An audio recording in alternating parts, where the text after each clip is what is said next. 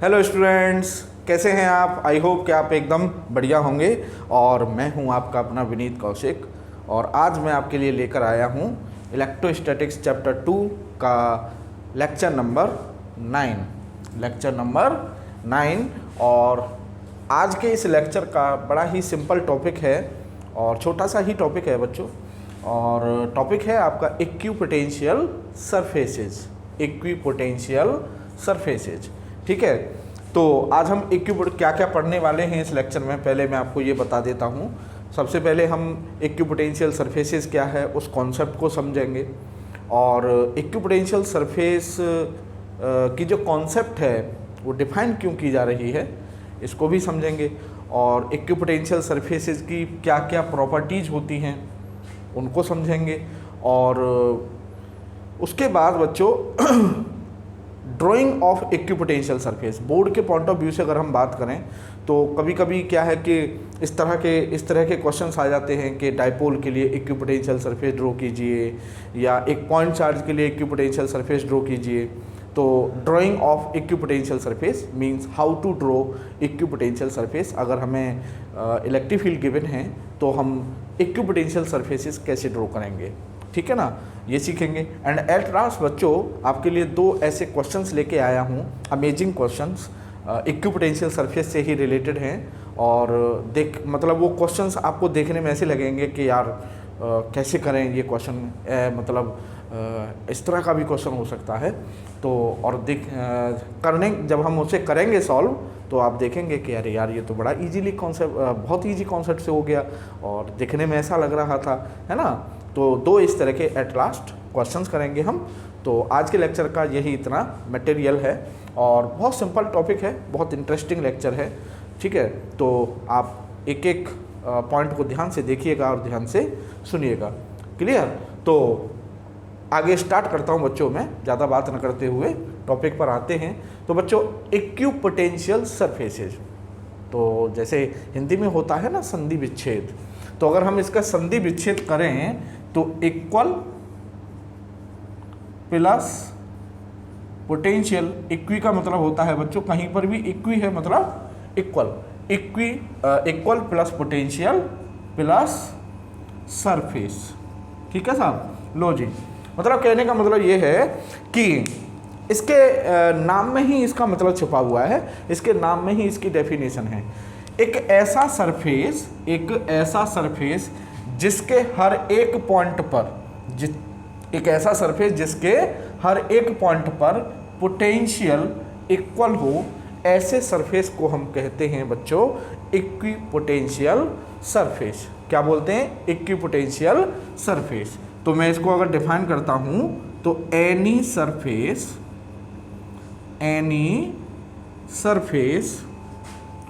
over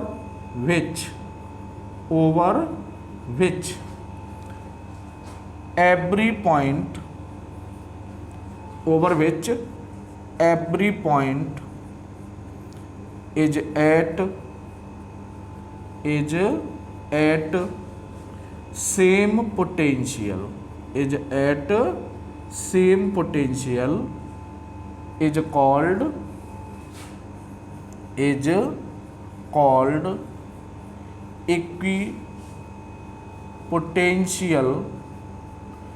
equipotential surface, ठीक है साहब।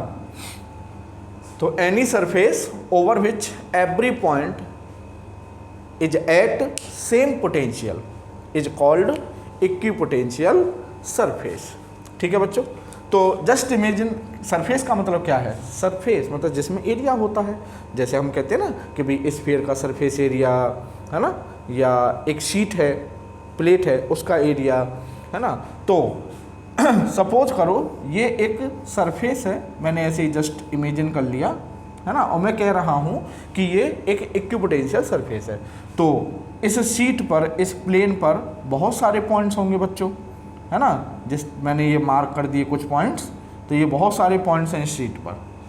तो एज पर दिस डेफिनेशन, अगर इस पॉइंट का पोटेंशियल V है तो इस पॉइंट का पोटेंशियल भी V होगा, इस पॉइंट का पोटेंशियल भी V होगा, और इस पॉइंट का पोटेंशियल भी V होगा। मीन्स इस सरफेस पर जितने भी पॉइंट्स हैं हर एक पॉइंट का पोटेंशियल V होगा। इट मीन्स ये क्या है, ये एक इक्विपोटेंशियल सरफेस है। ठीक है। अब अगर आपको याद आ रहा हो, अभी हम क्या पढ़ रहे थे, लास्ट 2 लेक्चर्स में हमने कंडक्टर्स के बारे में पढ़ा है। तो वहाँ कंडक्टर की एक प्रॉपर्टी थी, और वहाँ कंडक्टर की प्रॉपर्टी थी कि कंडक्टर के सरफेस और कंडक्टर के इनसाइड, सेंटर से लेके सरफेस तक हर एक पॉइंट पर पोटेंशियल सेम होता है ना, याद आया? हर एक पॉइंट पर पोटेंशियल सेम होता है, जितना सेंटर पर होगा उतना ही सरफेस पर होगा, और सेंटर और सरफेस के बीच, इन पॉइंट्स के बीच में जितने भी पॉइंट्स हैं हर एक पॉइंट पर कितना होगा, V। तो हम कहते थे कि conductor is an equipotential surface, है ना। तो ये अगर सपोज करो मेटेलिक स्फीयर है, तो इस स्फीयर पर आप इसके सरफेस पर कहीं भी कोई भी पॉइंट लीजिए, जो एक पॉइंट पर पोटेंशियल है वही हर एक पॉइंट पर पोटेंशियल होगा। तो हम कह रहे हैं कि कंडक्टर एक इक्विपोटेंशियल सरफेस है। ठीक है। तो इक्विपोटेंशियल सरफेस क्या है, ये बात आपके समझ में आ गई होगी। ठीक है। अब साहब, अब बात करते हैं, एक और एग्जाम्पल लेता हूँ मैं। सपोज करो बच्चों, ये एक पॉइंट चार्ज है आपका +Q। ठीक है। अब साहब, इससे मैंने R डिस्टेंस पर मैंने एक स्फीयर ड्रॉ किया। ठीक है। R डिस्टेंस पर, मतलब यूं कहिए R रेडियस का मैंने क्या ड्रॉ किया, एक स्फीयर ड्रॉ किया, पॉइंट चार्ज जिसके सेंटर पर है। ठीक है। तो ये चारों तरफ से स्फीयर के बंद है, ये वाला जो चार्ज है आपका पॉइंट चार्ज। अब कहीं भी कोई भी पॉइंट ले लूँ मैं स्फीयर पर, सपोज करो मैंने यहाँ ले लिया एक पॉइंट मैंने यहाँ ले लिया, एक पॉइंट मैंने यहाँ ले लिया, एक पॉइंट मैंने यहाँ ले लिया, और भी मैं कहीं भी ले सकता हूँ। तो सेंटर से इस पॉइंट की डिस्टेंस कितनी है बच्चों, R। सेंटर से इस पॉइंट की डिस्टेंस कितनी है, R। सेंटर से इस पॉइंट की भी डिस्टेंस R, और सेंटर से इस पॉइंट की डिस्टेंस भी R। कहने का मतलब, उस स्फीयर के सरफेस पर अगर मैं कहीं भी कोई भी पॉइंट लेता हूं तो हर एक पॉइंट इक्वल डिस्टेंस पर है। और पॉइंट चार्ज के लिए बच्चों पोटेंशियल का फॉर्मूला होता था KQ/R, है ना। इट मीन्स R हर एक पॉइंट की सेम है, तो V हर एक पॉइंट पर क्या होगा, कांस्टेंट, मतलब एक ही वैल्यू होगी सबकी। तो अगर यहाँ V है तो यहाँ पर भी V होगा, यहाँ पर भी V होगा, यहाँ पर भी V होगा। तो इट मीन्स अगर मैं एक पॉइंट चार्ज के अराउंड R रेडियस का एक स्फीयर एज्यूम करूं, इमेजिन करूं, तो उस स्फीयर के हर एक पॉइंट पर पोटेंशियल सेम होगा। ठीक है। इट मीन्स वो जो आपका सरफेस हमने इमेजिन किया है, एज्यूम किया है, वो हमारे लिए क्या हो गया, एक इक्विपोटेंशियल सरफेस। तो ये जो स्फीयर हमने एज्यूम किया है पॉइंट चार्ज के अराउंड, ये ही हमारे लिए क्या है, एक इक्विपोटेंशियल सरफेस है। ठीक है बच्चों। अब साहब, अब बच्चों कहते हैं ना, बात में से बात निकलती है। फिजिक्स में जो लिंक बनाना होता है कॉन्सेप्ट्स का एक दूसरे से, वो बहुत मायने रखता है ना। जिसने वो लिंक बना लिया कि अगर यहाँ ये चीज़ ऐसे है तो वहाँ ये चीज़ ऐसे है, उसको कहीं की कॉन्सेप्ट कहीं लगा दी, तो वो समझ लीजिए फिजिक्स में उसका जो कहते हैं ना, नैया पार है उसकी। ठीक है। तो अभी देखो एक कॉन्सेप्ट और है कि ये पॉजिटिव चार्ज है ना, और पॉजिटिव चार्ज के लिए हम जानते हैं कि जो इलेक्ट्रिक फील्ड है वो रेडियली आउटवर्ड होता है। ये हो गया साहब हमारा इलेक्ट्रिक फील्ड। ठीक है। ये आपका इलेक्ट्रिक फील्ड हो गया, नहीं हो गया, रेडियली आउटवर्ड। तो ये हो गया जी हमारा इलेक्ट्रिक फील्ड। ठीक है। अब साहब, अब देखिए, मैं इस एक डायग्राम से, अगर मेरे समझ में ये डायग्राम आ गया है, मैं समझता हूँ कि आपके समझ में ये डायग्राम आ गया होगा कि ये डायग्राम क्या कहना चाह रहा है। ये जो डॉटेड स्फीयर है, ये क्या है बच्चों, हमारे लिए एक इक्विपोटेंशियल सरफेस है ना। और इस डायग्राम में से इक्विपोटेंशियल सरफेस की जितनी भी प्रॉपर्टीज होती हैं, वो सारी प्रॉपर्टीज निकालूंगा मैं अब, है ना। तो अब मैं इसको रफ कर देता हूँ, ये डेफिनेशन आपने लिख ली होगी, तो मैं इसे मिटा देता हूँ।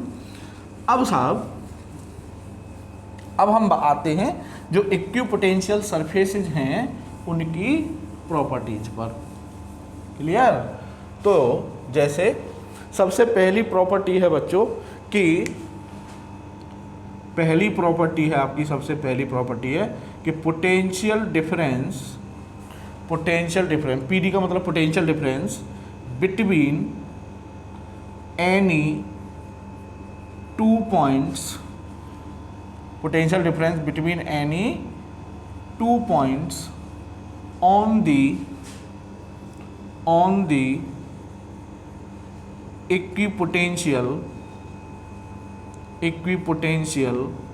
surface is 0। अच्छा सही बात है, ये कह रहा है potential difference between any two points on the equipotential surface is 0। मतलब अगर मैं एक पॉइंट मान लो यहाँ लेता हूँ ये 1 और एक पॉइंट में ये लेता हूँ आपका 2, तो वो कह रहा है कि एक ही इक्विपोटेंशियल सरफेस पर अगर हम 2 पॉइंट लेते हैं कहीं भी तो उन दोनों के बीच पोटेंशियल डिफरेंस सेम हो 0 होगा, बिल्कुल 0 होगा। भाई इक्विपोटेंशियल सरफेस है तो यहाँ पर पोटेंशियल 1 पर अगर B है तो 2 पर भी तो B ही होगा, है ना। तो दोनों पोटेंशियल क्या हैं, इक्वल हैं, तो B minus B equal to 0। तो दोनों पॉइंट के बीच पोटेंशियल डिफरेंस 0 होगा साहब, क्लियर। अब बच्चों अब कहते हैं ना प्रॉपर्टी से प्रॉपर्टी लिंक होती चली जाती है। अब देखो दूसरी प्रॉपर्टी इसी से निकल आएगी, दूसरी प्रॉपर्टी इसी से निकलेगी कि if a test charge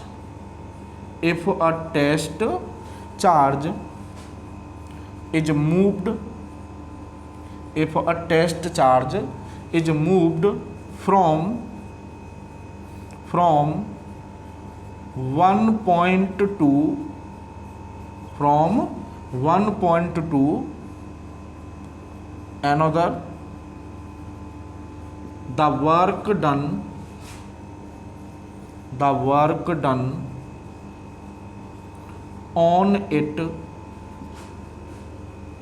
if a test charge is moved from one point to another on an equipotential surface, work done on it will be 0, है ना। तो क्या कह रहा है कि if a test charge is moved from one point to another on an equipotential surface then work done on it will be 0, है ना। जैसे अभी ये हमारे लिए इक्विपोटेंशियल सरफेस है, तो वो अगर एक टेस्ट चार्ज यहाँ पॉइंट 1 से चले और पॉइंट 2 तक गया साहब, वो है ना, ये टेस्ट चार्ज है पॉइंट 1 से पॉइंट 2 गया। अच्छा दोनों पॉइंट्स के पोटेंशियल बराबर हैं, अभी हमने ये देखा, है ना। और वर्क डन के लिए फॉर्मूला था बच्चों W is equal to Q0 into delta V था, है ना। ये बात भी मैंने आपको कई बार इंसिस्ट करके बताई थी कि फिजिक्स में कहीं भी कभी भी अगर कोई चार्ज एक पॉइंट से दूसरे पॉइंट पर जा रहा है और वर्क डन की बात हो रही है तो समझ जाइए W is equal to Q0 into delta V लगेगा। तो यहाँ पर एक चार्ज एक पॉइंट से दूसरे पॉइंट पर जा रहा है और वर्क डन की बात हो रही है, तो 1 और 2 दोनों के पोटेंशियल सेम है, तो दोनों के बीच पोटेंशियल डिफरेंस 0 होगा बच्चों, तो वर्क डन हो जाएगा हमारा 0। ठीक है साहब, मतलब घुमा फिरा के एक ही प्रॉपर्टी है, अगर देखो तो घुमा फिरा कर वो एक ही प्रॉपर्टी है, चाहे ये बात कह लो चाहे ये बात कह लो। अब एक और प्रॉपर्टी लगेगी अलग लेकिन है मतलब इसी से जुड़ी हुई। तीसरी प्रॉपर्टी है बच्चों इक्विपोटेंशियल सरफेसेस की कि if a charge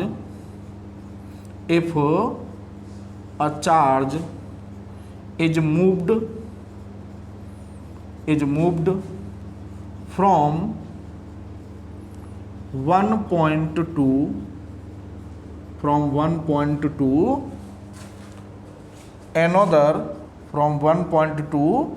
another on an equipotential surface, then there will be no change in its potential energy। PE बोले तो पोटेंशियल एनर्जी। अगर एक इक्विपोटेंशियल सरफेस पर कोई टेस्ट चार्ज एक पॉइंट से दूसरे पॉइंट पर जा रहा है तो उसकी पोटेंशियल एनर्जी में भी कोई चेंज नहीं होगा, तो नहीं होगा बच्चों। आप कैसे भी सोच लीजिए, अगर मैंने आपको ध्यान हो, मैंने आपको वर्क में और एनर्जी में एक लिंक दिया था जब चैप्टर 2 स्टार्ट किया था। चैप्टर 2 का जो इंट्रोडक्शन लेक्चर है, मींस लेक्चर नंबर 1, मैंने उसमें बहुत गहराई से वर्क और एनर्जी का लिंक समझाया है कि वर्क क्या है, एनर्जी क्या है और उन दोनों का रिलेशन क्या है। तो मैंने आपको वहाँ पर एक बहुत छोटा सा एक फ्रेज दिया था कि अगर कहीं पर वर्क हो रहा है तो डेफिनेटली एनर्जी चेंज हो रही होगी, एंड वाइस वर्सा अगर एनर्जी में चेंज हो रहा है तो डेफिनेटली वर्क डन हो रहा होगा, है ना। और वर्क डन नहीं हो रहा है तो डेफिनेटली एनर्जी में कोई चेंज नहीं हो रहा होगा, या एनर्जी में चेंज नहीं हो रहा है तो डेफिनेटली कोई वर्क नहीं हो रहा होगा। तो यहाँ पर एनर्जी वो कह रहा है कि देखिए यहाँ पर कह रहा है कि जब चार्ज पार्टिकल एक पॉइंट से दूसरे पॉइंट पर जाएगा तो कोई वर्क डन नहीं होगा। तो जाहिर सी बात है जब उस पर कोई वर्क डन नहीं हुआ तो उसकी एनर्जी में भी कोई चेंज नहीं होगा। एक तो ये हो गया। दूसरा, आप मैथमेटिक्स बोलता है, आप अगर चाहो तो आप वैसे भी शो कर सकते हो, delta U, we know that delta U is equal to Q naught into delta V होता है, change in potential energy equal to, and here delta V equal to 0। सही है, since delta V equal to 0, so this implies delta U equal to 0, सो change in potential energy भी क्या होगा बच्चों, 0 होगा। ठीक है, तो देखो एक प्रॉपर्टी थी बस कि हमें इक्विपोटेंशियल सरफेस की डेफिनेशन को पकड़ के चले कि भाई इक्विपोटेंशियल सरफेस होता है कि उसके हर एक पॉइंट पर पोटेंशियल सेम है ना। तो उसी से हमने प्रॉपर्टी निकाली कि इसका मतलब कोई भी 2 पॉइंट अगर हम लें तो कोई भी 2 पॉइंट ले लें तो उनके बीच पोटेंशियल डिफरेंस 0 होगा। लो जी, पहली प्रॉपर्टी बन गई। अब पहली प्रॉपर्टी कि अगर ऐसा है कि कोई भी 2 पॉइंट लेते हैं और उनके बीच पोटेंशियल डिफरेंस 0 है तो इसका मतलब किसी एक पॉइंट से दूसरे पॉइंट पर अगर हम कोई चार्ज लेकर जा रहे हैं तो कोई वर्क डन नहीं होगा, क्योंकि वर्क डन होता है Q naught into delta B 0 है तो वर्क डन भी 0 होगा। फिर इसी प्रॉपर्टी को फॉलो करके हमने एक और प्रॉपर्टी निकाली कि जब चार्ज कोई एक पोटेंशियल सरफेस, इक्विपोटेंशियल सरफेस पर एक पॉइंट से दूसरे पॉइंट पर जाएगा तो उसकी एनर्जी में भी कोई चेंज नहीं होगा, पोटेंशियल एनर्जी में। क्यों? क्योंकि delta U equal to Q naught into delta B होता है, डेल्टा बी 0 है तो डेल्टा यू भी 0 होगा। ठीक है, तो मैं समझता हूँ कि ये तीनों प्रॉपर्टी बच्चों आपके समझ में आई होंगी। तो अब बढ़ते हैं बच्चों आगे। ठीक है, अब साहब बहुत सिंपल टॉपिक है और बोर्ड में अक्सर आ जाता है क्वेश्चन इससे, है ना। और इक्विपोटेंशियल सरफेस एक ऐसा टॉपिक है कि जनरली इसको हम डिफाइन करके छोड़ देते हैं कि हाँ इक्विपोटेंशियल सरफेस ये है ना। अभी बच्चों मैं आपको वो भी बताऊंगा कि ये फिजिक्स में इक्विपोटेंशियल सरफेस का सिग्निफिकेंस क्या है, मतलब ये कॉन्सेप्ट दी क्यों हुई है फिजिक्स में, है ना। तो 3 प्रॉपर्टी हो गई बच्चों हमारी। अब आते हैं हम 4th प्रॉपर्टी पर। ठीक है, तो बच्चों 4th प्रॉपर्टी क्या है हमारी, देखो इस डायग्राम में सारी प्रॉपर्टी छुपी हुई हैं। अगर आप ध्यान से इस डायग्राम को अगर आप समझ लें तो समझ लीजिए कि आपका इक्विपोटेंशियल सरफेस आपके माइंड में चिपक जाएगा बिल्कुल। सारी प्रॉपर्टी हैं इस डायग्राम के अंदर। बच्चों ये क्या है, ये क्या है, स्फीयर। जो इक्विपोटेंशियल सरफेस है वो हमारा क्या है यहाँ पर, स्फीयर। और पॉइंट चार्ज के लिए जो इलेक्ट्रिक फील्ड होता था बच्चों वो होता था रेडियली आउटवर्ड, है ना। पॉजिटिव है तो, नेगेटिव है तो रेडियली इनवर्ड, है ना। तो ये इसका मतलब ये रेडियस हो गई। रेडियली आउटवर्ड का मतलब क्या है, मतलब रेडियस के पैरेलल, है ना। तो ये रेडियस हो गई स्फीयर की, है ना। तो जो फील्ड लाइंस हैं, अगर आप ध्यान दें तो जो फील्ड लाइंस हैं वो इक्विपोटेंशियल सरफेस जो है हमारा उसकी रेडियस के पैरेलल है। और बच्चों आपको पता है कि अगर ये कोई स्फीयर है तो स्फीयर की जो रेडियस होती है वो स्फीयर के सरफेस के परपेंडिकुलर होती है ना। बहुत सिंपल होता है यार फिजिक्स को निकालना, कैसे निकाल लो, ऐसे ही निकल आती है फिजिक्स। होती है नहीं होती है भाई, जो स्फीयर है उसकी रेडियस स्फीयर के सरफेस के 90 डिग्री पर होती है नहीं होती, होती है। तो इसका मतलब ये जो लाइन है ये स्फीयर के सरफेस के परपेंडिकुलर हो गई ये। ठीक है, सिमिलरली ये लाइन भी परपेंडिकुलर हो गई, ये लाइन भी परपेंडिकुलर हो गई, ये लाइन भी परपेंडिकुलर हो गई। लो जी, प्रॉपर्टी बन गई। ये क्या बन गई, ये प्रॉपर्टी बन गई। क्या 4th प्रॉपर्टी हो गई साहब आपकी कि field lines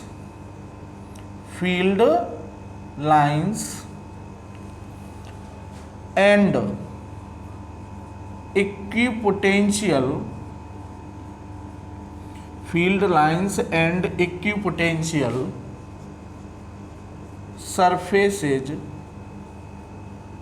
are perpendicular to each other। Clear? मतलब जो फील्ड लाइंस होंगी या यूं कहिए जो इलेक्ट्रिक फील्ड होगा वो ऑलवेज इक्विपोटेंशियल सरफेस के परपेंडिकुलर होगा, है ना। अब बच्चों देखिए, जब आप ऑफलाइन पढ़ाते हैं तो जब बैच में 40, 50, 100 बच्चे बैठे होते हैं तो हर माइंड सेटअप का बच्चा होता है ना। एक बच्चा होता है कि भाई मेरी समझ में फिगर से पिक्चराइज होके मेरी सारी चीज़ विजुलाइज हो गई कि हाँ बाकी इलेक्ट्रिक फील्ड इक्विपोटेंशियल सरफेस के परपेंडिकुलर होगा, है ना। लेकिन एक बच्चा होता है कि वो और कहते हैं ना कुछ और नया मिले यार, कुछ और नया मिले, है ना। अच्छा होता है वो जो ये जो आदत है ये बहुत अच्छी होती है, खासकर एक साइंस के स्टूडेंट के लिए। तो बोला कुछ और नया होना चाहिए।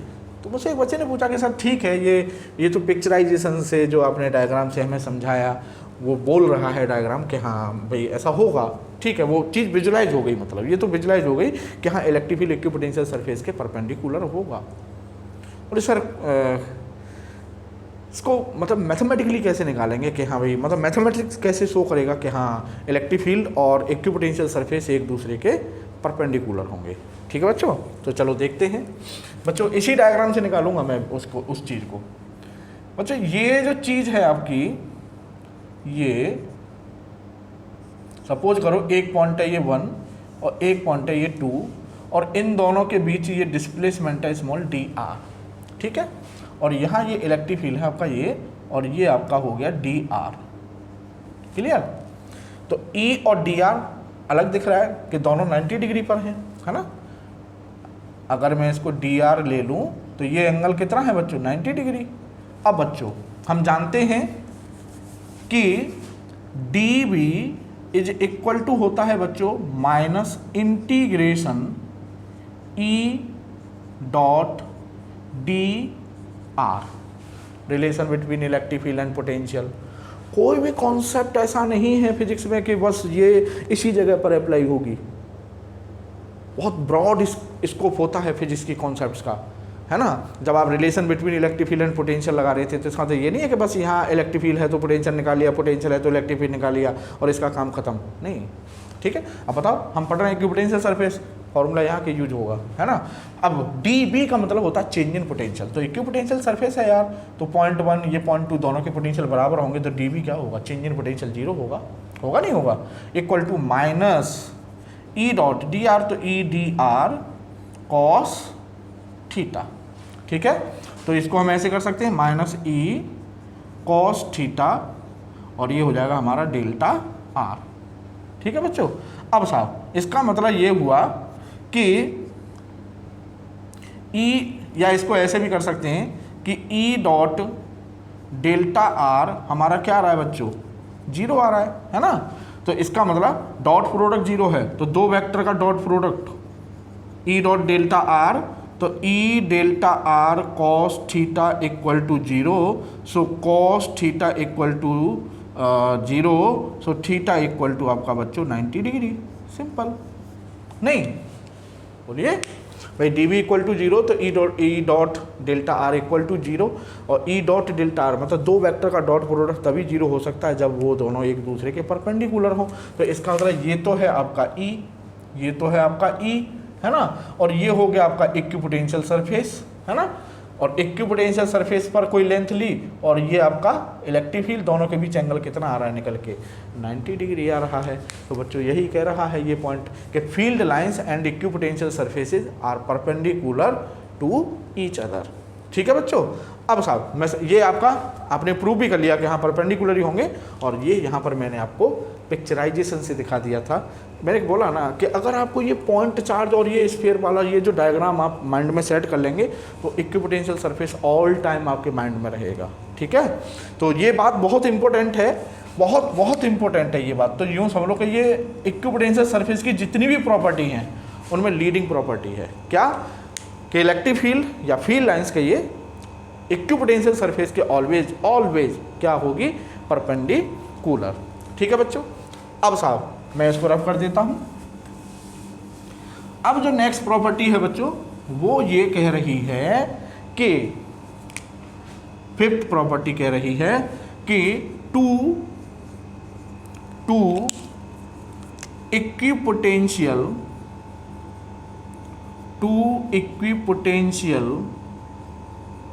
surfaces can never intersect। ठीक है। अब बात आती है क्यों, तो मैं उसका साथ के साथ लॉजिक ले देता हूँ फिर समझाऊंगा। If it will happen,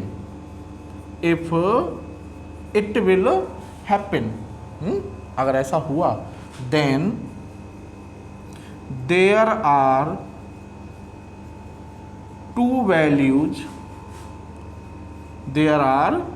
to values of potential which exist at a single point, or at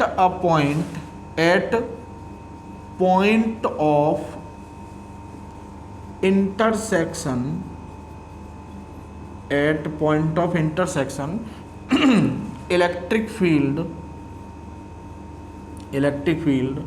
has two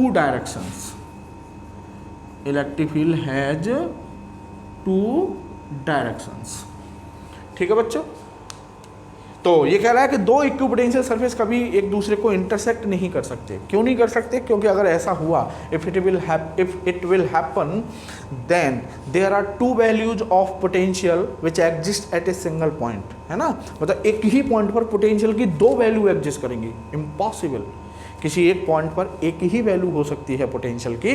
और मतलब अगर आप ये भी नहीं कहना चाहते तो आप ये भी कह सकते हैं कि उस एक पॉइंट पर जहाँ पर दोनों इक्विपोटेंशियल सरफेस इंटरसेक्ट कर रहे हैं, उस पॉइंट पर फील्ड की, एक ही फील्ड की दो डायरेक्शन होंगी, जो कि इम्पॉसिबल है ना। मतलब ये बात कुछ ऐसे हो जाएगी जैसे वेलोसिटी एक वेक्टर है और हम कहें कि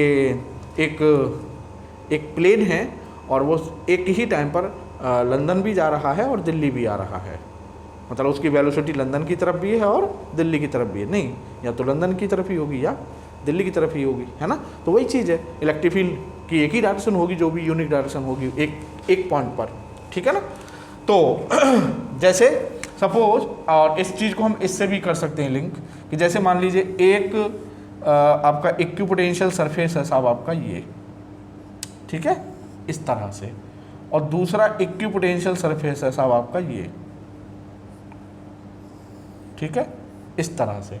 मतलब दो पेज हैं पेपर शीट, एक पेपर शीट ऐसे है ये, ठीक है, ऐसे, और एक पेपर शीट ऐसे है इसके परपेंडिकुलर, ठीक है ना, ऐसे। समझ गए? विजुलाइज हो रहा है ना। अब साहब ये जो फोर्थ प्रॉपर्टी है ये कह रही है कि फील्ड, इलेक्ट्रिक फील्ड जो होगा वो इक्विपोटेंशियल सरफेस के ऑलवेज परपेंडिकुलर होगा। तो अगर एक इक्विपोटेंशियल सरफेस ये है तो इसके लिए, क्योंकि ये ऐसे रखा हुआ है, ठीक है ना, अभी समझाता हूँ। ये इक्विपोटेंशियल सरफेस ऐसे रखा हुआ है, देखिए, ठीक है, तो ऐसे रखा हुआ है तो इसके परपेंडिकुलर इलेक्ट्रिक फील्ड ऐसे होगा, ठीक है, ये हो गया इसके लिए इलेक्ट्रिक फील्ड। और ये वाला जो इक्विपोटेंशियल सरफेस है ये ऐसे है तो इसके लिए परपेंडिकुलर ऐसे होगा। तो इस पॉइंट पर इसके लिए डायरेक्शन ये हो गई इलेक्ट्रिक फील्ड की, मतलब एक ही पॉइंट पर दो डायरेक्शन, एक ही इलेक्ट्रिक फील्ड की, ठीक है। तो ऐसा नहीं हो सकता, ठीक है। और इस वजह से वो दोनों कभी भी, दो इक्विपोटेंशियल सरफेस एक दूसरे को इंटरसेक्ट नहीं कर सकते, ठीक है ना। अब साहब अब बात आती है बच्चों कि ये हो गई साहब आपकी प्रॉपर्टी। अब और भी कुछ प्रॉपर्टी हैं जो आपको जनरली नहीं मिलती हैं, आप इन्हीं प्रॉपर्टी को पढ़ते हैं मोस्ट ऑफ द टाइम्स, ठीक है। अब बच्चों एक और बात, एक प्रॉपर्टी है आपकी 6, और वो 6 प्रॉपर्टी क्या है उसे और समझिएगा। देखिए सपोज करो बच्चों ये एक पॉइंट चार्ज है आपका, अभी जो लिया था हमने, और ये इसका इलेक्ट्रिक फील्ड हो गया आपका रेडियली आउटवर्ड, ठीक है, ये हो गया रेडियली आउटवर्ड इलेक्ट्रिक फील्ड, इस तरह से। अब साहब हम जानते हैं कि पॉइंट चार्ज का जो इलेक्ट्रिक फील्ड है वो नॉन यूनिफॉर्म होता है। हाँ, होता है नहीं होता, क्यों? क्योंकि पॉइंट चार्ज का इलेक्ट्रिक फील्ड होता है k/r²। और मैंने आपको ये बात कई बार बताई है कि किसी भी बॉडी का चार्ज, किसी चार्ज पॉइंट चार्ज का या कोई भी बॉडी हो, चार्ज बॉडी है, उसका इलेक्ट्रिक फील्ड अगर r, x, y मतलब डिस्टेंस पर डिपेंड कर रहा है तो वो नॉन यूनिफॉर्म इलेक्ट्रिक फील्ड है, ठीक है। तो पॉइंट चार्ज का जो इलेक्ट्रिक फील्ड है वो नॉन यूनिफॉर्म होता है, ठीक है बच्चों। और शीट का जो इलेक्ट्रिक फील्ड होता है, मैं इसे मिटा देता हूँ, आपने लिख लिया होगा ये। और जो शीट का जो इलेक्ट्रिक फील्ड होता है बच्चों, शीट चार्ज का σ/2ε0 वो यूनिफॉर्म होता है ना। तो शीट चार्ज का जो इलेक्ट्रिक फील्ड है वो आपका यूनिफॉर्म होता है। कहने का मतलब जो फील्ड लाइंस हैं उसकी वो स्ट्रेट होती हैं, पैरेलल होती हैं और इक्विडिस्टेंट होती हैं। तो इक्विडिस्टेंट है, अगर कोई आपको कम ज़्यादा लग रहा हो तो भावनाओं को समझें, ठीक है। तो ये आपका क्या है साहब, एक यूनिफॉर्म इलेक्ट्रिक फील्ड है। अब बच्चों आप जब डायग्राम देखोगे इक्विपोटेंशियल सरफेस के, जब हम ड्रॉ करेंगे, अभी हम जस्ट एक कॉन्सेप्ट समझानी है, ड्राइंग में भी हम करेंगे, अभी ड्रॉ नहीं कर रहे हम, ठीक है। मुझे तो बस आपको एक प्रॉपर्टी समझानी है, एक कॉन्सेप्ट समझानी है।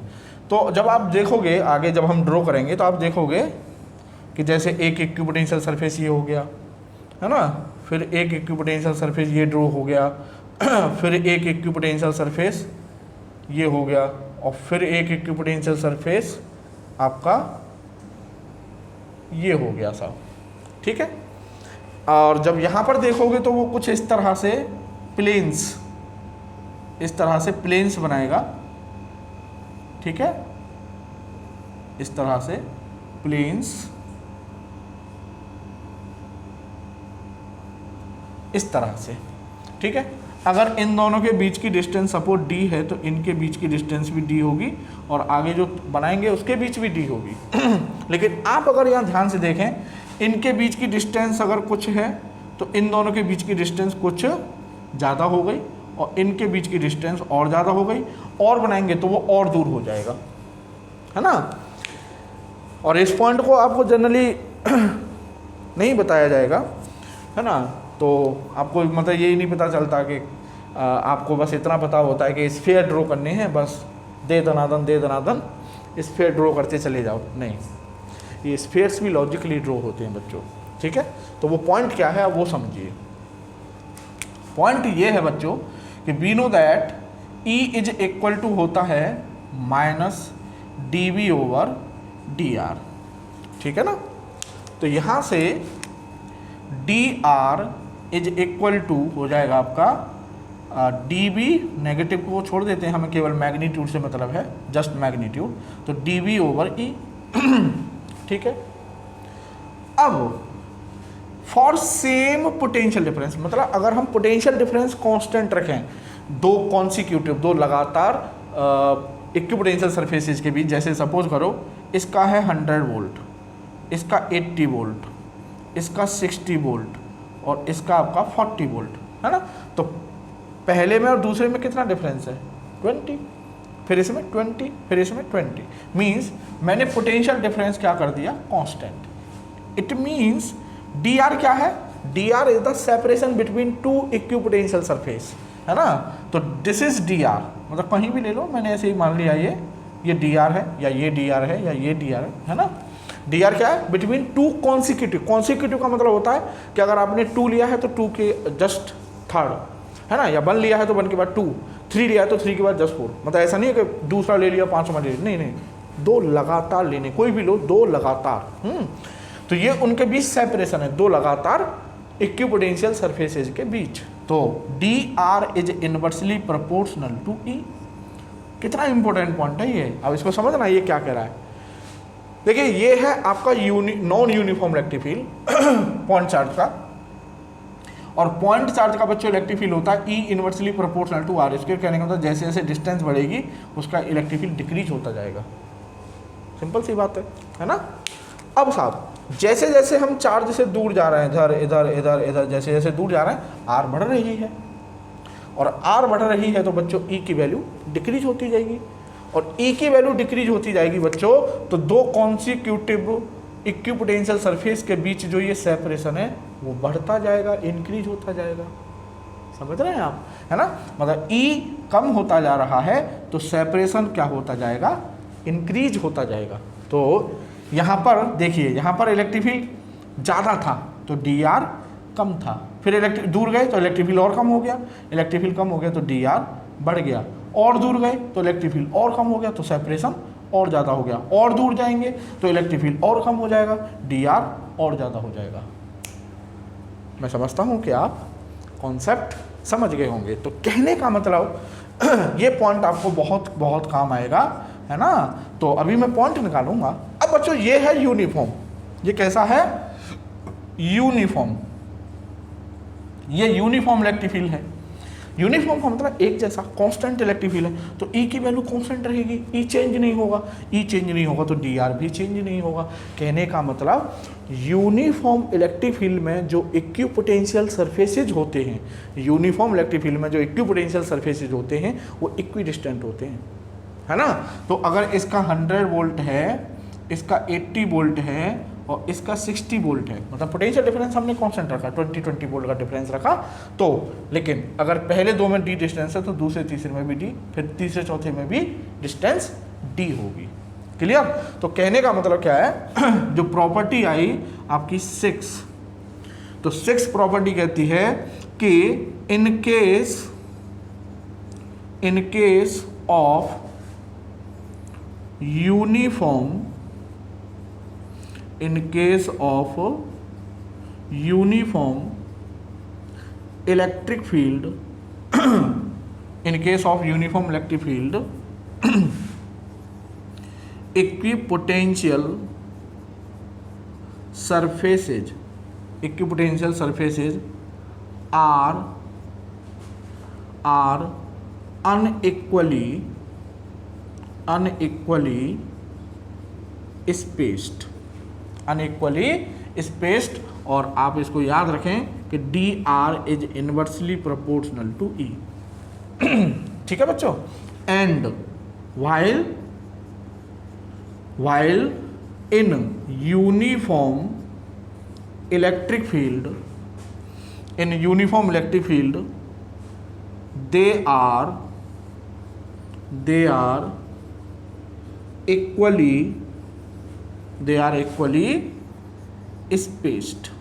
are equally spaced। ठीक है बच्चों।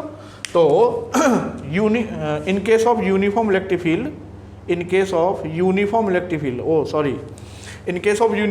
फील्ड इक्विपोटेंशियल, तो ये आप इसको in case of non uniform electric field equipotential surfaces are unequally spaced. ठीक है। While in uniform electric field they are equally spaced. अब सही हो गया ये, ठीक है। तो मैं समझता हूँ ये पॉइंट आपको क्लियर हो गया होगा कि कहीं आपको अगर ऐसा दिखाई दे रहा है कि कहीं पास पास है इक्विपोटेंशियल सरफेस, कहीं दूर दूर हैं, तो समझ जाइए वो नॉन यूनिफॉर्म इलेक्ट्रिक फील्ड है। ठीक है। और अगर कहीं पर इक्विपोटेंशियल सरफेसेज इक्वली स्पेस्ड हैं तो समझ जाइए वो कैसा इलेक्ट्रिक फील्ड है, यूनिफॉर्म इलेक्ट्रिक फील्ड है। ठीक है बच्चों। तो अब साहब ये पॉइंट आपका क्लियर हो गया होगा। और एक और चीज़ है कि नॉन यूनिफॉर्म इलेक्ट्रिक फील्ड है, इतना और समझ लीजिए, नॉन यूनिफॉर्म इलेक्ट्रिक फील्ड है तो जो इक्विपोटेंशियल सरफेसेज हैं वो आपके कर्व्ड होते हैं, और यूनिफॉर्म इलेक्ट्रिक फील्ड में ऑलवेज प्लेन्स होते हैं। क्लियर। तो मैं इसको रफ कर देता हूँ, ये आपने कर लिया होगा, मिटा देता हूँ इसको।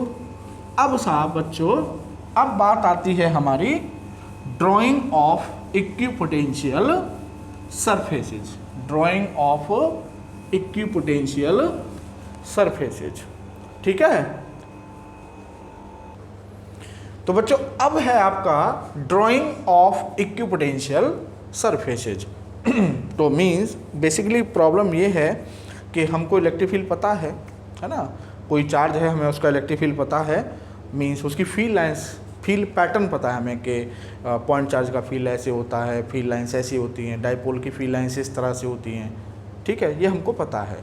तो ये मसला ये है कि हमको किसी चार्ज का फील्ड पता है और हमें उस फील्ड में उसके इक्विपोटेंशियल सरफेस ड्रॉ करने हैं बच्चों, है ना, कि भाई अगर ये चार्ज है और इसका फील्ड ये है तो ड्रॉ दी इक्विपोटेंशियल सरफेसेज, ये है बात, ठीक है। तो ड्राइंग ऑफ इक्विपोटेंशियल सरफेसेज, तो जब भी हमें किसी चार्ज के इक्विपोटेंशियल सरफेस, किसी फील्ड में इक्विपोटेंशियल सरफेस ड्रॉ करने हैं तो कुछ 3 पॉइंट हैं जो हमें अपने माइंड में लेकर चलने हैं, और वो 3 पॉइंट्स क्या हैं बच्चों? These are perpendicular to the field lines at all points. ये तो इम्पोर्टेंट पॉइंट है ही, मैंने आपको बोला भी था कि equipotential surface always electric field के परपेंडिकुलर ही होंगे, ठीक है, चाहे कर्व हो चाहे कर्व ना हो, ठीक है। दूसरा पॉइंट आपको माइंड में रखना है कि in case of uniform electric field they are equally spaced. अभी आपको बताया था मैंने कि यूनिफॉर्म इलेक्ट्रिक फील्ड में इक्वली स्पेस्ड होते हैं और नॉन यूनिफॉर्म इलेक्ट्रिक फील्ड में अनइक्वली स्पेस्ड होते हैं। और अनइक्वली स्पेस्ड में आपको ये याद रखना है कि जो सेपरेशन है वो इन्वर्सली प्रोपोर्शनल टू ई है। कहने का मतलब जहाँ इलेक्ट्रिक फील्ड ज़्यादा होगा वहाँ सेपरेशन कम होगा, और जहाँ इलेक्ट्रिक फील्ड कम होगा वहाँ सेपरेशन ज़्यादा हो जाएगा, ठीक है। एंड थर्ड पॉइंट है आपका field lines always flow from higher potential to lower potential, ठीक है। तो ये तो पॉइंट आपका सिंपल है, ये बात तो आपको कई बार हो चुकी है कि मान लो ये इलेक्ट्रिक फील्ड है आपका कहीं और ये पॉइंट ए है और ये पॉइंट आपका बी है, तो पॉइंट ए का पोटेंशियल ज़्यादा होगा, V A greater than V B होगा, तो हायर पोटेंशियल, ये लोअर पोटेंशियल, और फील्ड लाइंस हायर पोटेंशियल से लोअर पोटेंशियल जा रही हैं, तो हम कहेंगे कि जो इलेक्ट्रिक फील्ड लाइंस हैं वो ऑलवेज हायर पोटेंशियल से लोअर पोटेंशियल फ्लो करती हैं। तो ये कुछ 3 पॉइंट हैं बच्चों, अगर हमें ये 3 पॉइंट पता हैं तो हम किसी भी चार्ज के फील्ड के इक्विपोटेंशियल सरफेसेस ड्रॉ कर सकते हैं, ठीक है बच्चों। अब इससे पहले एक बात आ रही थी कि ये कॉन्सेप्ट हम पढ़ क्यों रहे हैं इक्विपोटेंशियल सरफेस। तो बहुत सिंपल सा इसका जवाब है बच्चों कि जैसे हमने कहा कि हम इलेक्ट्रोस्टैटिक्स को 2 चैप्टर्स में पढ़ते हैं एनसीईआरटी के हिसाब से, अगर हम बात करें तो electric charges and field and electrostatic potential and capacitance, ठीक है। तो जो फर्स्ट चैप्टर है, मैंने आपको ये पहले भी बात बताई है कि जो फर्स्ट चैप्टर है ना वो है हमारा फोर्स मेथड।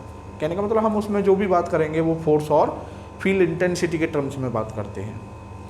ये जो चैप्टर है हमारा, ये चैप्टर है स्केलर मेथड, मतलब वर्क और एनर्जी के ऊपर है ये पूरा बेस्ड, ठीक है, स्केलर्स मेथड।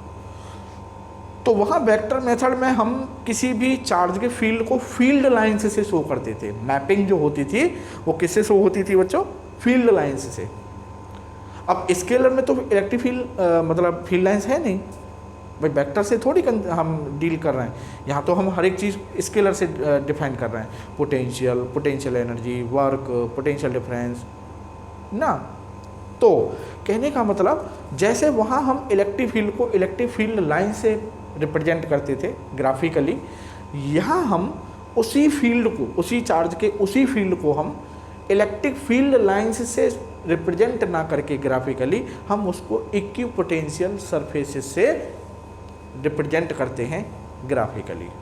ये आपका पॉइंट है कि हम इक्विपोटेंशियल सरफेस क्यों पढ़ रहे हैं। तो equipotential surface is the alternative of electric field lines, समझिए आप, है ना। जैसे गॉस लॉ, कूलॉम्स लॉ का अल्टरनेटिव है, वैसे ही equipotential surface electric field lines का अल्टरनेटिव है कि जो काम हम वहाँ इलेक्ट्रिक फील्ड लाइन से कर रहे थे उस काम को हम यहाँ इक्विपोटेंशियल सरफेस से कर रहे हैं, ठीक है। तो बच्चों अब ड्राइंग शुरू करते हैं। तो ये एक पॉइंट चार्ज है, ठीक है। तो पॉइंट चार्ज के लिए हमें पता है ये इलेक्ट्रिक फील्ड है साहब, रेडियली आउटवर्ड, ठीक है साहब। अब साहब नॉन यूनिफॉर्म इलेक्ट्रिक फील्ड है। अच्छा, तो ये हमने पहला पॉइंट क्या है कि इक्विपोटेंशियल सरफेस ऐसे ड्रॉ करना है कि वो ऑलवेज इन लाइंस के क्या हो, परपेंडिकुलर। तो ये रेडियस के पैरेलल हैं भैया, तो रेडियस किसकी होती है? सर्किल की या स्फीयर की, है ना। तो अगर 2D की बात करेंगे तो सर्किल, और 3D की बात करेंगे तो स्फीयर। तो हमने साहब ये एक स्फीयर ड्रॉ किया यहाँ पर, ये हो गया साहब हमारा इक्विपोटेंशियल सरफेस, ठीक है। सपोज इसका पोटेंशियल है 100 वोल्ट। अब दूसरा करेंगे ड्रॉ, तो दूसरा कॉन्सेंट्रिक बनेगा इसका, ये हो गया साहब दूसरा, ठीक है। फिर तीसरा ड्रॉ करेंगे तो थोड़ा दूर हो जाएगा इससे, क्योंकि इलेक्ट्रिक फील्ड नॉन यूनिफॉर्म है, घटता जाएगा, दूर दूर होता है, घटता जाएगा तो सेपरेशन बढ़ता जाएगा। चौथा करेंगे तो और दूर हो जाएगा साहब यहाँ पे, ये इस तरह से, ठीक है। तो ये हो गए साहब पॉइंट चार्ज के इक्विपोटेंशियल सरफेस। तो ये आपका सपोज 80 वोल्ट है, ये 60 वोल्ट है, और ये आपका साहब 40 वोल्ट है। तो in the direction of electric field, in the direction of electric field potential क्या होता जा रहा है, डिक्रीज होता जा रहा है। तो ये पॉइंट चार्ज के क्या हो गए, इक्विपोटेंशियल सरफेस, ठीक है बच्चों। तो अब मैं इन पॉइंट्स को रफ कर देता हूँ, क्योंकि ये आपने लिख लिए होंगे, तो मिटा देता हूँ मैं इनको। अब बच्चों पॉइंट चार्ज का हो गया। हो सकता है आपसे वो पूछ ले कि भाई है ना डायपोल का बताओ, किसका, डायपोल का। या हो सकता है जैसे अभी हमने पॉजिटिव चार्ज के लिए ड्रॉ किए हैं, मान लो वो कह देता नेगेटिव चार्ज के लिए ड्रॉ करो, तो सब कुछ सेम होगा ये, है ना। बस ये चेंज हो जाएगा, ये 100 यहाँ से आएगा, 100, 80, 60 और ये आपका 40, क्योंकि इलेक्ट्रिक फील्ड इधर हो जाएगा ना, और इलेक्ट्रिक फील्ड इधर हो जाएगा तो in the direction of electric field potential decreases, तो फिर पोटेंशियल इधर से डिक्रीज होके आएगा, समझ गए। अब साहब दूसरा है आपका साहब डाइपोल, क्या, डाइपोल, ठीक है जी। तो डाइपोल का फील्ड पैटर्न हमें पता है, ये पॉजिटिव और ये साहब आपका नेगेटिव।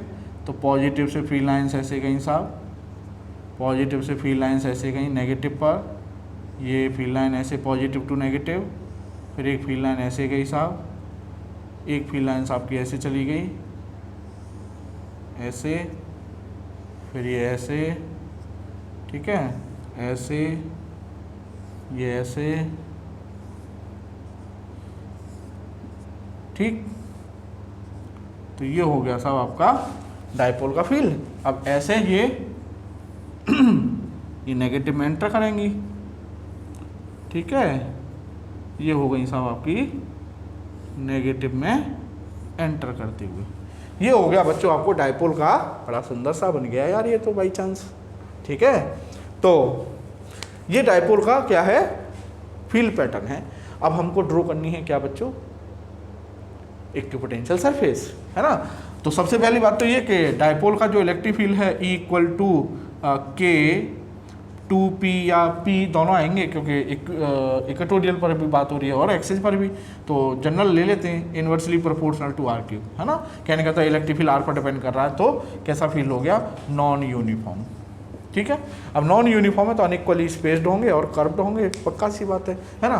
तो सबसे पहले तो ये इस वाले देखो, यहाँ पर अगर मैं एक प्लेन ड्रॉ कर देता हूँ ये, तो ये सब जगह परपेंडिकुलर है नहीं है लाइंस के, एक तो इक्विपोटेंशियल सरफेस हो गया आपका ये, ठीक है।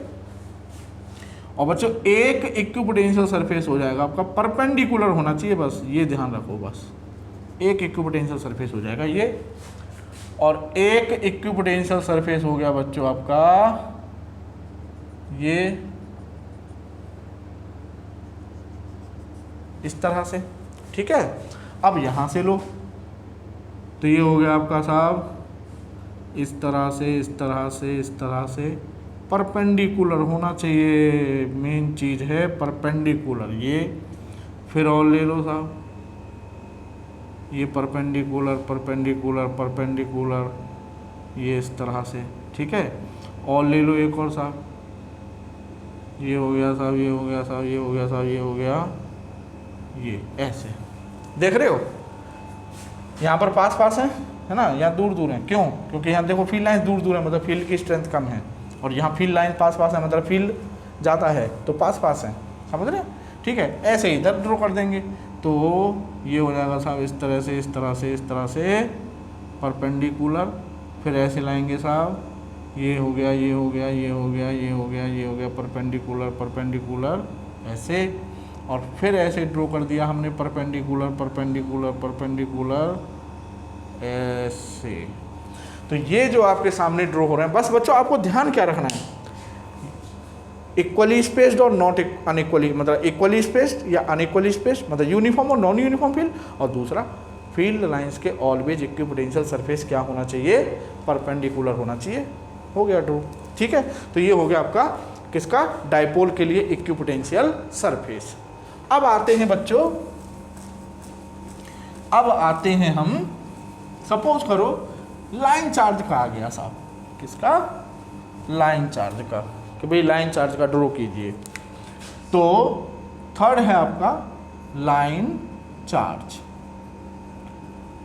लाइन चार्ज वही वायर वाला, तो ये सब वायर है ना, ये आपका वायर है, इस पर पॉजिटिव चार्ज है। और अब हमें वायर के लिए क्या ड्रॉ करनी है बच्चों, फील्ड लाइंस। तो सब सॉरी इक्विपोटेंशियल सरफेस, तो ये हो गया साहब इसका इलेक्ट्रिक फील्ड, ठीक है, ये हो गया इलेक्ट्रिक फील्ड रेडियली आउटवर्ड, ये हो गया साहब इसका इलेक्ट्रिक फील्ड, ठीक है, ये इलेक्ट्रिक फील्ड, क्लियर। अब साहब इसके परपेंडिकुलर हमने साहब ये ड्रॉ किया, और इसके परपेंडिकुलर ये ड्रॉ हो गया परपेंडिकुलर, ठीक है। और ये क्या बनेगा फिर अब, सिलेंडर, समझे नहीं समझे, ठीक है। अब कौन, जैसे वहाँ कौन पॉइंट चार्ज के केस में क्या था, कॉन्सेंट्रिक स्फीयर, यहाँ पर क्या बनेंगे बच्चों, कॉन्सेंट्रिक सिलेंडर, क्या बनेंगे, कॉन्सेंट्रिक सिलेंडर्स, ये हो गया साहब, ठीक है। और बना लो साहब एक और बना लो एक और, ठीक है। तो ये हो गया साहब आपका इस तरह से सिलेंडर, है ना। मैंने देखो ये बड़ा वाला जो सिलेंडर बनाया है ये बहुत दूर बना दिया है, क्यों, क्योंकि इलेक्ट्रिक फील्ड नॉन यूनिफॉर्म होता है लाइन चार्ज का, λ/2 pi epsilon naught r, so E inversely proportional to r। तो r बढ़ रही है, यहाँ से r बढ़ रही है तो इलेक्ट्रिक फील्ड कम होगा, और इलेक्ट्रिक फील्ड कम होगा तो dr is inversely proportional to E, electric field कम होगा तो dr बढ़ेगी, समझे। तो लाइन चार्ज के लिए जो आपके इक्विपोटेंशियल सरफेस होते हैं बच्चों, वो कैसे होते हैं, कॉन्सेंट्रिक सिलेंडर्स। अब बच्चों अब आती है बात यूनिफॉर्म इलेक्ट्रिक फील्ड या कहिए सीट चार्ज के फील्ड के इक्विपोटेंशियल सरफेस, ठीक है। तो नेक्स्ट आपका fourth, seat charge, seat charge या कहिए यूनिफॉर्म इलेक्ट्रिक फील्ड, ठीक है। अगर इलेक्ट्रिक फील्ड यूनिफॉर्म है या यूँ आ जाए सीट चार्ज का पोटेंशियल ड्रॉ कीजिए, तो बड़ा सिंपल है भाई, ये तो यूनिफॉर्म इलेक्ट्रिक फील्ड है, तो यूनिफॉर्म इलेक्ट्रिक फील्ड के तो प्लेन होते हैं और परपेंडिकुलर होंगे इलेक्ट्रिक फील्ड के पास, हो गई कहानी खत्म। ये सीट है तो ये इसका इलेक्ट्रिक फील्ड, ठीक है, ये हो गया इसका इलेक्ट्रिक फील्ड, कैसा, यूनिफॉर्म, ठीक है, यूनिफॉर्म इलेक्ट्रिक फील्ड है। अब इसमें साहब हमें क्या ड्रॉ करने हैं, ये प्लेन्स,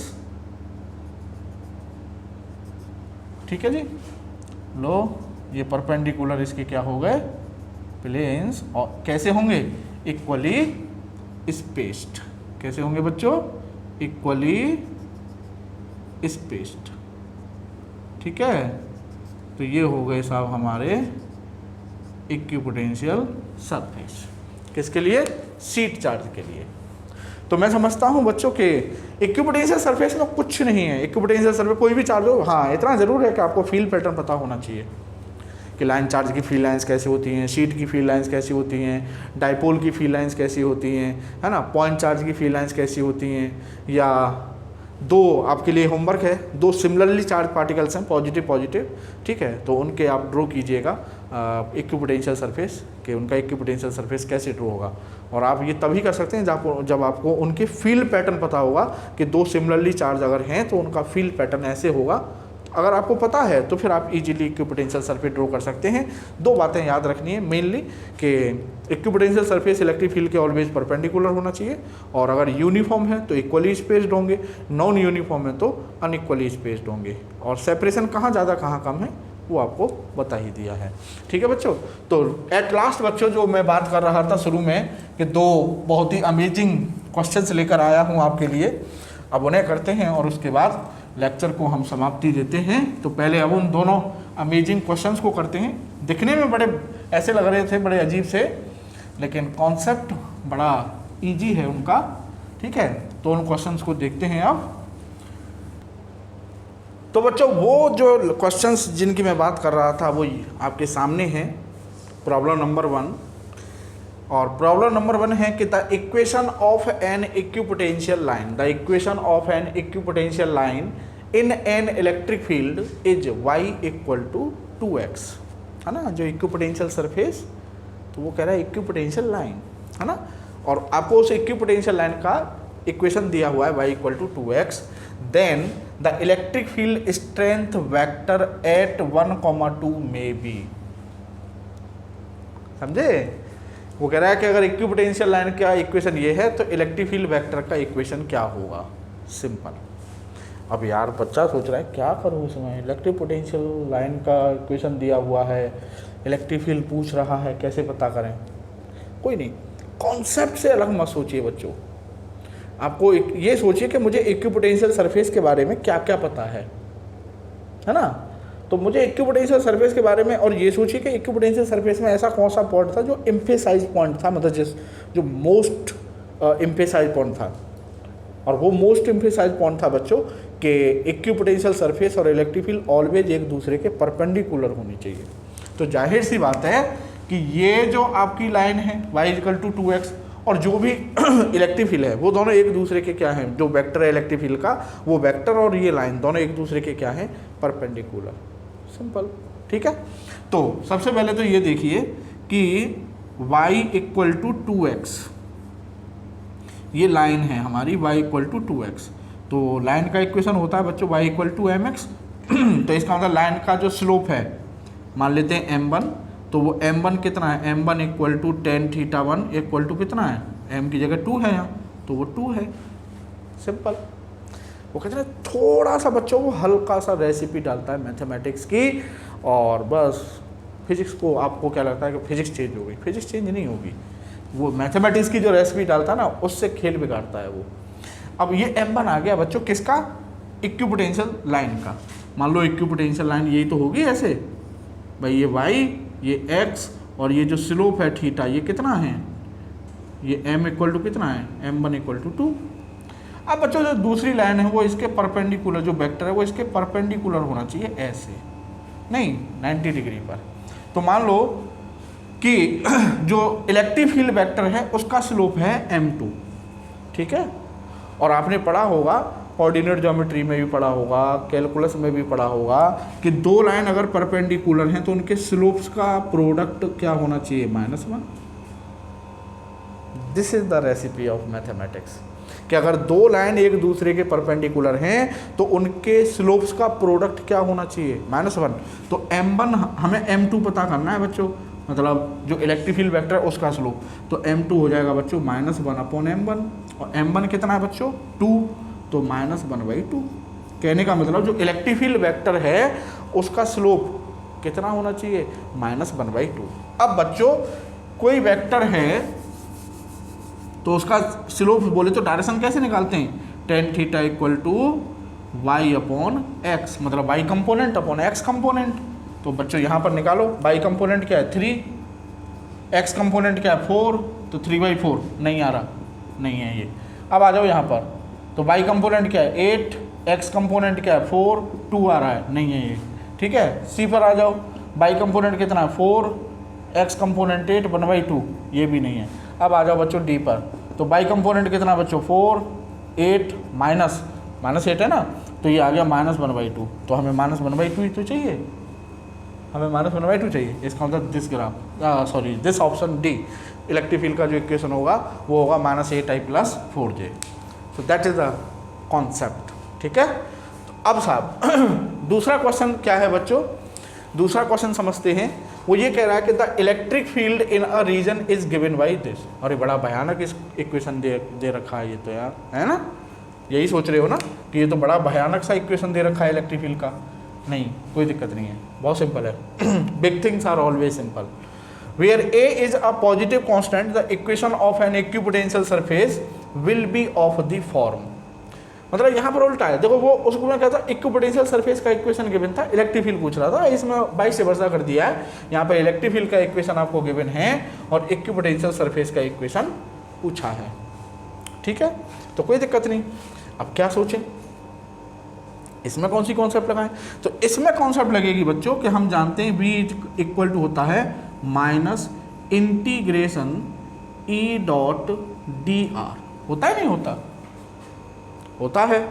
अब इक्विपोटेंशियल सरफेस पर भी कांस्टेंट रहता है, भाई जो एक पॉइंट का पोटेंशियल है वही सब का पोटेंशियल है। इसका मतलब जो बी है इक्विपोटेंशियल सरफेस के लिए क्या रहेगा, कांस्टेंट।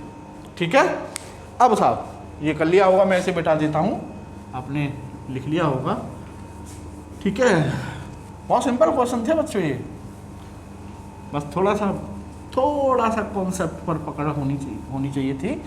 अब देखिए साहब, तो ये हो गया, इसका मतलब इंटीग्रेशन ई की वैल्यू लिखिए 4ax(y)√z और आई कैप, ठीक है, प्लस 2ax² और जे कैप प्लस ax²y/√z और ये आपका के कैप। ठीक है, ये तो हो गया ई। अब डी आर क्या था बच्चों, याद करो, डी आर था आपका डॉट, ये डॉट है dx आई कैप प्लस dy जे कैप प्लस dz के कैप। ठीक है, दोनों का डॉट प्रोडक्ट कर देते हैं। तो दोनों का जब डॉट प्रोडक्ट करेंगे हम तो ये आएगा बच्चों 4ax(y)√z dx आई का आई से, ठीक है, plus integration 2ax² dy plus ax²y/√z और ये dz। ठीक है बच्चों, बस ये अब सिंपल इंटीग्रेशन हो गया। देखो बच्चों, किसके रेस्पेक्ट में इंटीग्रेशन हो रहा है, x के, यहाँ किसके रेस्पेक्ट में हो रहा है, y के, यहाँ किसके रेस्पेक्ट में हो रहा है, z के। तो x के रेस्पेक्ट में हो रहा है तो x वेरिएबल हो गए, बाकी सब कांस्टेंट हो गए। तो 4ay और √z है ये बच्चों z, ठीक है, ये कांस्टेंट हो गए। तो ये हो जाएगा आपका 4ay और √z ये आपका कांस्टेंट, और x का करेंगे तो x²/2। ठीक है, प्लस अब साहब यहाँ y के रेस्पेक्ट में तो बाकी x और z सब कांस्टेंट हो गए। तो ये हो जाएगा 2a और x² और इंटीग्रेशन dy ये क्या हो जाएगा बच्चों, y। ठीक है, प्लस a यहाँ z के रेस्पेक्ट में हो रहा है तो ax² और √z का करेंगे तो ये हो जाएगा बच्चों z, ऐसे कर लो ना, यहाँ पर इंटीग्रेशन z की पावर -1/2 dz, तो ये हो जाएगा x की पावर n+1, तो z की पावर -1/2 + 1 अपॉन -1/2 + 1, तो ये हो जाएगा z की पावर 1/2 अपॉन 1/2, तो 2 ऊपर आ जाएगा। ठीक है ना, तो ये हो जाएगा 2 और ये हो जाएगा बच्चों z की पावर 1/2। ठीक है, ये हो गया साहब इसका। अब ये हो गया 2 से 2 ये, तो 2ax²y/√z, ठीक है, प्लस 2ax²y/√z प्लस 2ax²y/√z और इक्वल टू ये सब क्या चला रहा है बच्चों, ये इक्वल टू सब क्या चला रहा है, कांस्टेंट के, इक्वल टू कांस्टेंट। ठीक है ना, ये सब इक्वल टू कांस्टेंट चला रहा है ना। तो ये हो गया, देखो 2ax²/√z 2ax²/√z 2ax²/√z, तो ये हो जाएगा 6ax²y/√z इक्वल टू कांस्टेंट। तो यहाँ से √z इक्वल टू c/6ax²y, ठीक है, 6 से भी कांस्टेंट है तो ये भी कांस्टेंट में शामिल हो गया, तो x²y दोनों तरफ का रूट कर दो तो z इक्वल टू आ जाएगा c/x⁴y²। अब आप ऑप्शन चेक कर लीजिए, तो ऑप्शन है आपका c/x⁴y², c/x⁴ c, option C. ठीक है, तो बच्चों कुछ नहीं था इस क्वेश्चन में, आपको इलेक्ट्रिक फील्ड गिवन था और इक्विपोटेंशियल सरफेस के लिए इक्वेशन पूछा था, तो हमने कॉन्सेप्ट लगा दी कि इक्विपोटेंशियल सरफेस पर पोटेंशियल कांस्टेंट रहता है। तो पोटेंशियल हम जानते हैं v होता है integration e minus integration e.dr, और वो ये रहना चाहिए क्या, कांस्टेंट रहना चाहिए। तो बस e.dr निकाला हमने, e.dr निकाल के बस उसको इंटीग्रेट कर दिया, और इंटीग्रेट करने के बाद हमारे पास इक्विपोटेंशियल सरफेस के लिए जो है इक्वेशन आ गया। तो बच्चों आज के लेक्चर में इतना ही, और मुझे उम्मीद है कि आपको लेक्चर अच्छा लगा होगा और आपको चीज़ें समझ में आई होंगी। तो मिलते हैं आपसे नेक्स्ट नए लेक्चर में नए टॉपिक के साथ। तब तक के लिए जय हिंद, थैंक यू।